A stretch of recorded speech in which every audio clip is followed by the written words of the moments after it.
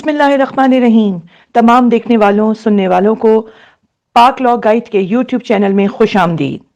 یہ پاکستان کا پہلا تعلیمی، معلوماتی اور قانونی یوٹیوب چینل ہے جہاں پر نہ صرف قانون کے طلبہ، CSS کے طلبہ، بزنس لاء کے طلبہ بلکہ عام شہری بھی قانون کے بارے میں معلومات حاصل کر سکیں گے۔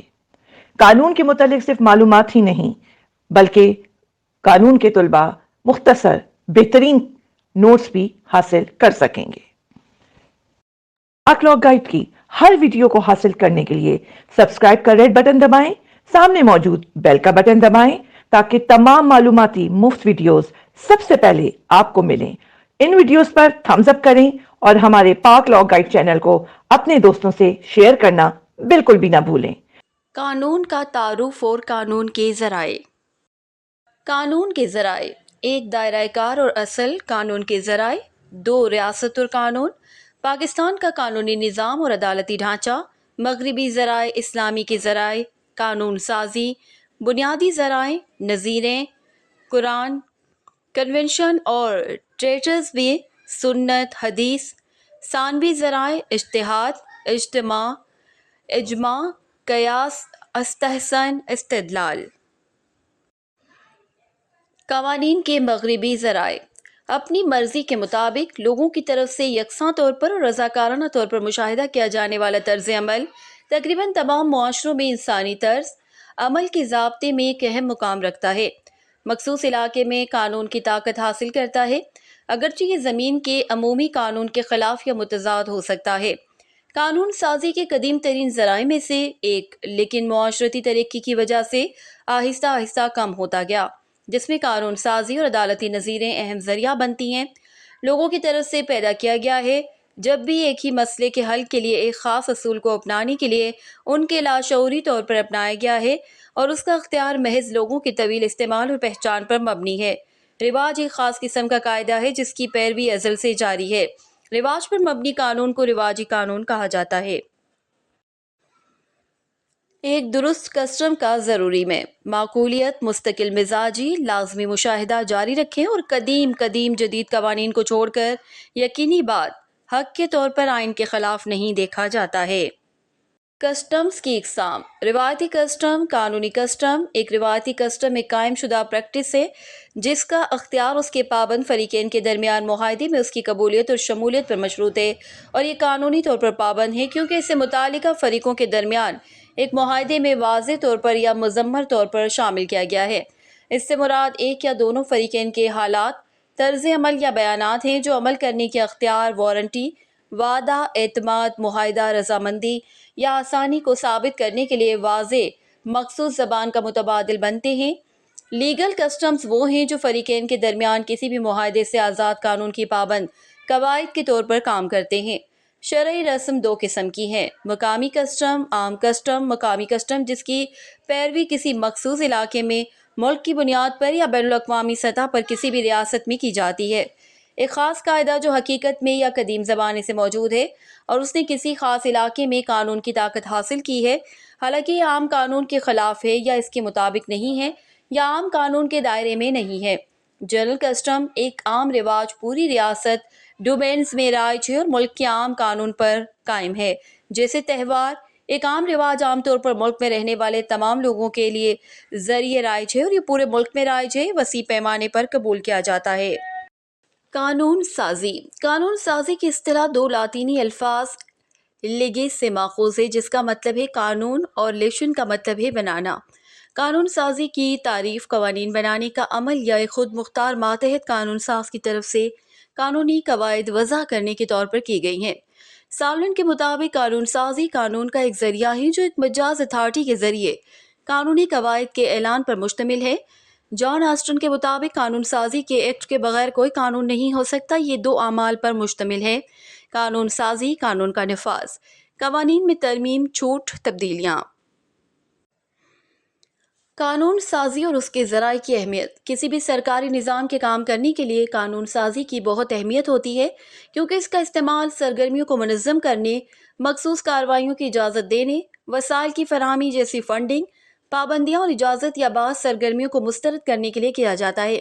یہ سرکاری محکموں کی تمام سطحوں پر معیارات قائم کرنے کے لیے بھی قابل قدر ہیں۔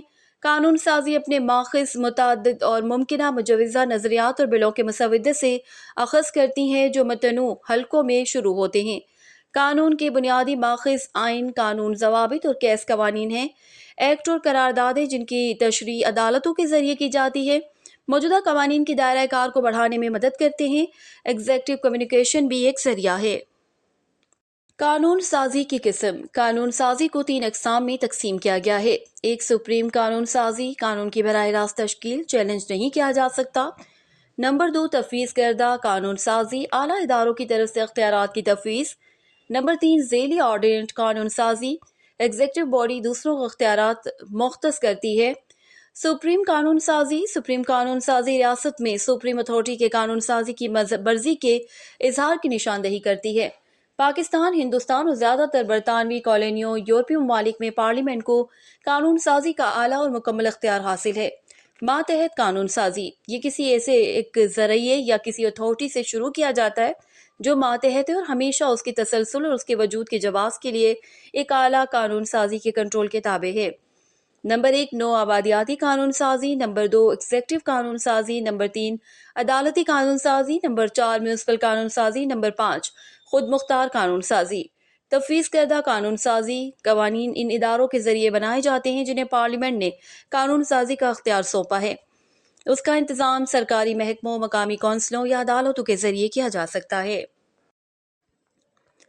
مثالیں: نظیر سپریم کورٹس اور ہائی کورٹ سمیت اعلیٰ عدالتوں کے فیصلے ہیں۔ یہ ایک ایسا قاعدہ ہے جو پہلے کیس میں مقرر کیا جاتا ہے، جو ماتحت عدالتوں یا دیگر ٹریبونلز کے لیے پابند یا قائل کرنے والا ہوتا ہے۔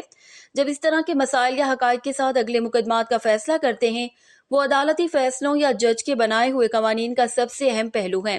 انہیں قانون کا اہم ذریعہ سمجھا جاتا ہے کیونکہ وہ قانون کے استحکام میں حصہ ڈالتے ہیں اور اسے مسلسل ترقی کی حالت میں رکھتے ہیں۔ وہ فریقین کو قانون کے اس نقطے پر فوری ریلیف فراہم کرتے ہیں جو پہلے ہی قانون سازوں کے ذریعے نافذ نہیں کیا گیا، کیونکہ قانون سازی کے ذریعے قانون بنانے کے معاملے میں نظیر بنانے میں کم وقت لگتا ہے۔ مثالوں کی قسمیں: اگرچہ ایک جج صرف موجودہ قوانین کی وضاحت یا تشریح کرتا ہے، لیکن اس کے ساتھ ساتھ وہ نئے خیالات اور نئی تشریحات بھی دیتا ہے جو قانون کی ترقی میں اہم کردار ادا کرتے ہیں۔ نظیر کی 4 قسمیں ہیں: 1 اعلانیہ، 2 اصل، 3 مستند، 4 قائل کرنے والی نظیریں۔ اعلانیہ مثالیں وہ ہیں جو موجودہ قانون پر کیس کی حقیقت پر لاگو ہوتی ہیں اور قانون کی وضاحت، اعلان اور تشریح کرتی ہیں۔ اصل مثالیں، اصل نظیریں وہ ہیں جو نئے قانون بنانے کی طرف مائل ہیں۔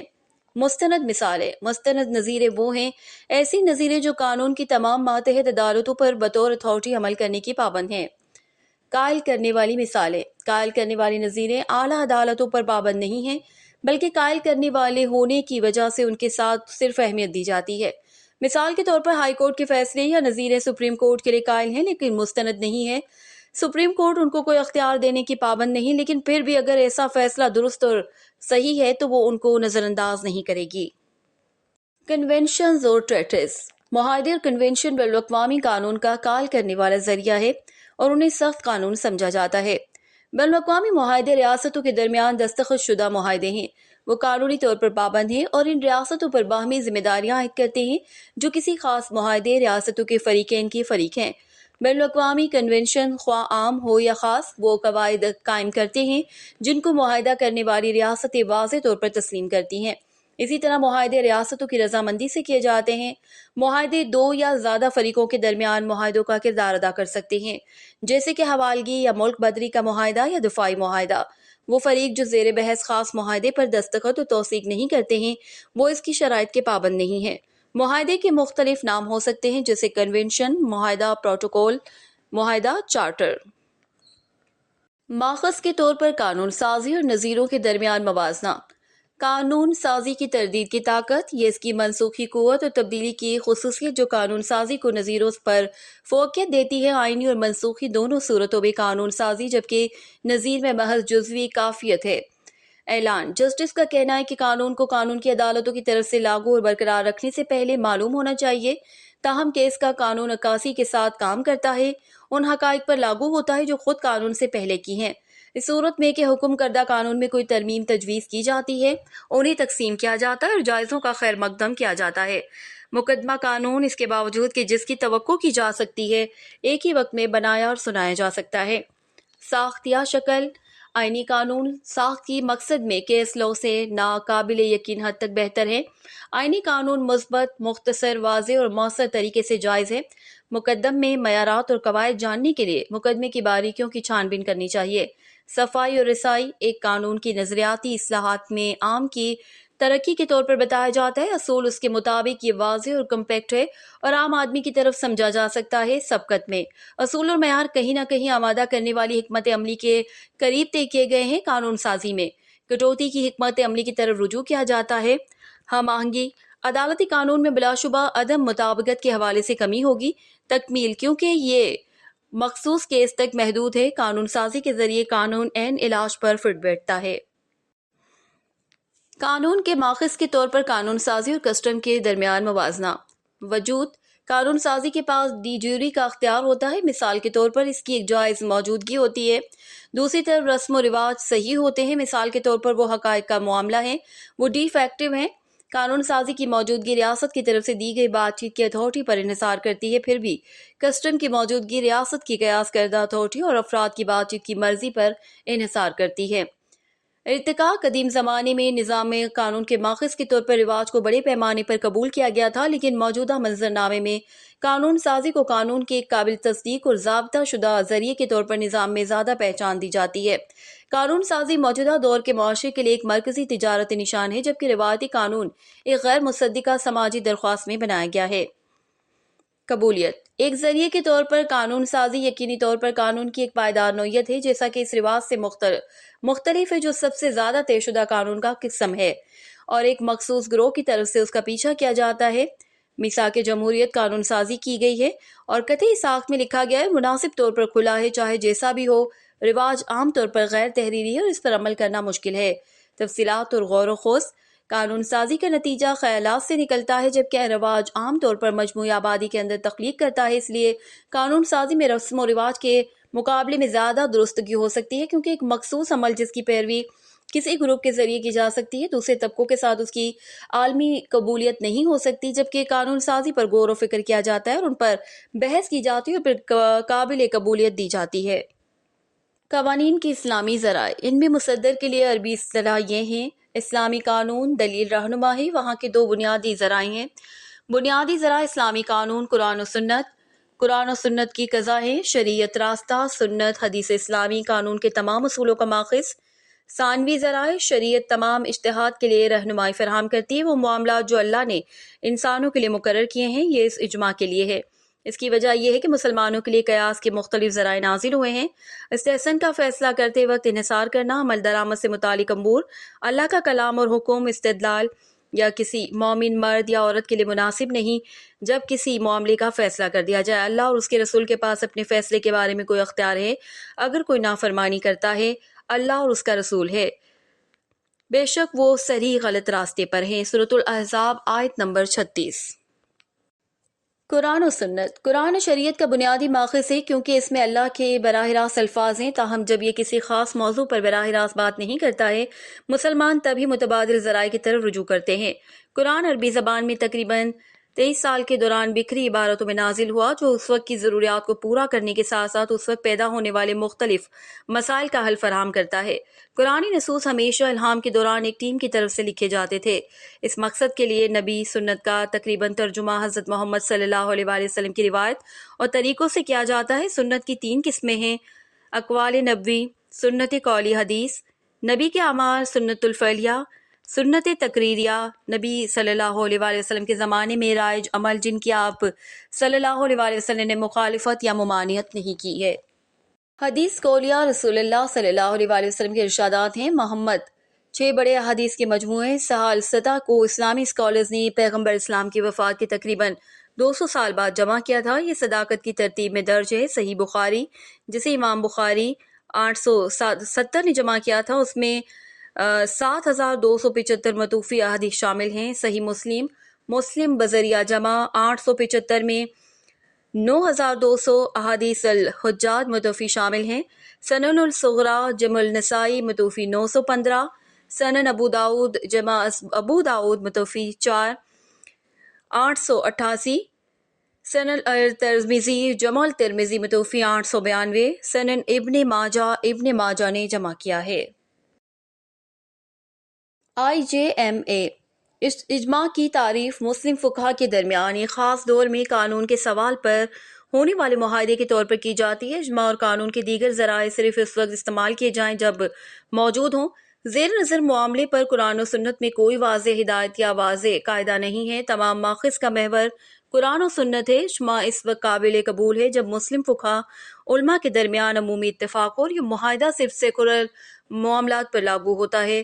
فقہا کا اجماع بنیادی عبادات اور احکام کو تبدیل نہیں کر سکتا۔ اجماع 3 قسم کا ہے: اصحاب رسول کا اجماع، صحابہ کی متفقہ رائے جو عالمی طور پر قابل قبول اور ناقابل تنسیخ ہے۔ فقہا کا اجماع، فقہا کا متفقہ قول، اجماع کے بعد دوسرا بہتر اجماع ساتھی لوگوں کا اجماع۔ مسلم آبادی کی رائے، شرعی معاملات میں اس کی کوئی اہمیت نہیں، لیکن دین کے معاملات میں نماز اور دیگر عبادات اس سے زیادہ اہمیت رکھتی ہیں۔ اجماع پر کسی بھی فرد فقیہ کے ذریعے سوال یا چیلنج نہیں کیا جا سکتا۔ ایک عمر کے اجماع کو اس کے بعد کی عمر کے اجماع سے تبدیل کیا جا سکتا ہے۔ اگر تمہارے پاس کوئی فیصلہ آئے تو اللہ کی کتاب کے مطابق فیصلہ کرو۔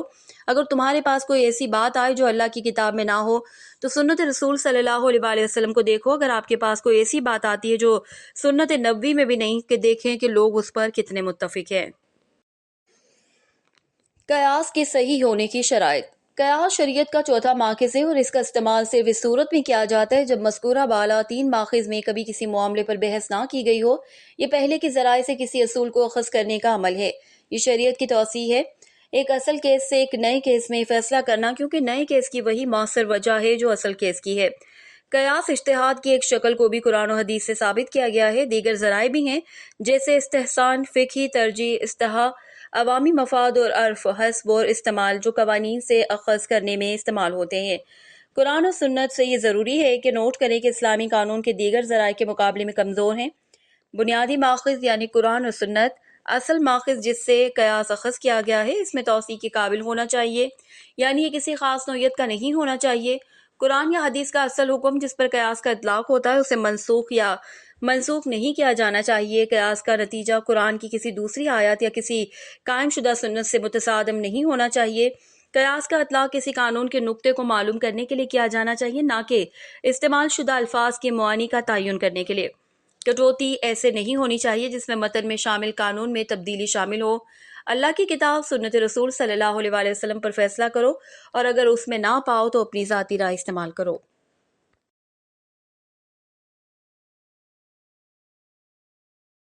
قانون کے ثانوی ذرائع۔ فقہ شرعی اصولوں کو اخذ کرنے اور لاگو کرنے کا عمل فقہ شریعت سے اخذ کردہ قوانین کا اجتماعی ادارہ بھی ہے۔ اجتہاد لفظی طور پر کوشش یا محنت، قانونی ذرائع کی آزاد یا اصل تشریح کے ذریعے قانونی فیصلہ کرنے کا عمل ہے۔ قرآن و سنت اجتہاد مختلف مکاتب فکر کے فقہا کے کاموں میں مجسم ہے۔ فقہ اور اجتہاد کو وحی الہی کے مترادف نہیں کیا جانا چاہیے اور اسی لیے انہیں قرآن و سنت کے لیے ثانوی سمجھا جاتا ہے۔ فقہ کے کئی طریقے ہیں، ذیل میں درج ہیں جنہیں اسلامی فقہا نے تسلیم کیا، اور اجتہاد مختلف شکلوں میں ہوتا ہے۔ یہ طریقہ کار ذیل میں درج ہے۔ اسلامی قوانین کے 4 ثانوی ماخذ ہیں: مسلح، استحسان، استشاب، یعرف، اور اسلامی قوانین کے ثانوی ماخذ اس اصول کے قیاس کے طور پر استعمال کرتے ہیں جو کہ ثواب دیدہ کے استعمال پر مبنی اسلامی قوانین اور رائے کا اخراج ہیں۔